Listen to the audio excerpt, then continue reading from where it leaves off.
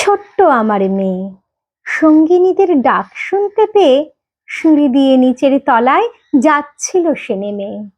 অন্ধকারে ভয়ে ভয়ে থেমে থেমে হাতে ছিল প্রদীপ খানি, আঁচল দিয়ে আড়াল করে চলছিল সাবধানে। আমি ছিলেম ছাতে, তারায় ভরা চৈত্র মাসের রাতে।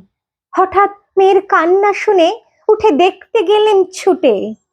সিঁড়ির মধ্যে যেতে যেতে প্রদীপটা তার নিবে গেছে বাতাসেতে। শুধাই তারে, কি হয়েছে বামি? সে কেঁদে কয় নিচের থেকে, হারিয়ে গেছি আমি। তারায় ভরা চৈত্র মাসের রাতে ফিরে গিয়ে ছাতে মনে হলো আকাশ পানে চেয়ে আমার বামির মতোই যেন অমনি কে এক মেয়ে। নীলাম্বরের আঁচলখানি ঘিরে দেব শিখাটি বাঁচিয়ে একা চলছে ধীরে ধীরে।